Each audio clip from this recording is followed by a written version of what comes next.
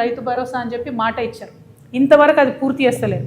రైతులకు కౌలు రైతులకు కలిపి పెట్టాలంటే 25,000 కోట్ల రూపాయలు సపరేట్ హెడ్ కింద పెట్టాలనేది నేను డిమాండ్ చేస్తూ ఉన్నా.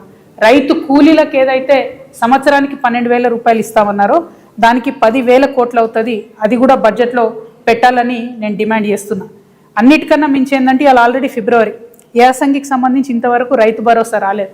తక్షణమే రైతు భరోసా నిధులు విడుదల చేయాలని నేను ప్రభుత్వాన్ని డిమాండ్ చేస్తున్నా. మరి ఈ సందర్భంగా ఒక మాట ప్రజలందరికీ గుర్తు చేయాలి. నిన్న మొన్న రేవంత్ రెడ్డి గారు చాలా దగ్గర సభలలో ఒక మాట చెప్పారు.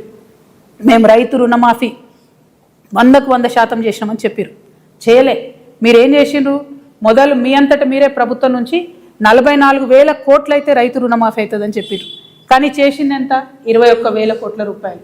కానీ క్యాబినెట్ డెసిషన్ చేసింది ఎంత? 28,000 crores. అంటే 28,000 కోట్లు రైతు రుణమాఫీ చేయాలని క్యాబినెట్ చెప్తే మీరు చేసింది 21 కోట్లు.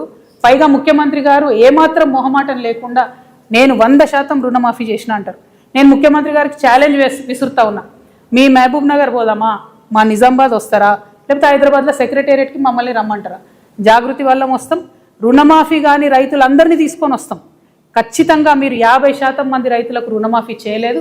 ప్రతి జిల్లాలో ప్రతి చోట ఎక్కడికి పోయినా రైతులు బాధపడతా ఉన్నారు. నిజంగా మీకు చిత్తశుద్ధి ఉంటే ఆ ఏదైతే మిగతా 50% మందికి రుణమాఫీ కాలేదో ఈ బడ్జెట్లో పెట్టి రుణమాఫీ చేయండి. ఎగ్గొట్టకండి దయచేసి రైతులకు. రైతన్నలు ఇబ్బందిలో ఉన్నారు. ఇప్పటికే మీరు యూరియా కూడా ఇవ్వలేని పరిస్థితులలో, మేనేజ్ చేయలేని పరిస్థితుల్లో రైతులు ఇబ్బంది పెడుతున్నారు. ఇది కరెక్ట్ కాదు. ముఖ్యమంత్రి గారు నిజాలు చెప్పండి ఇప్పటికన్నా అని చెప్పి మేము వారికి హెచ్చరిక చేస్తూ ఉన్నాం. అదే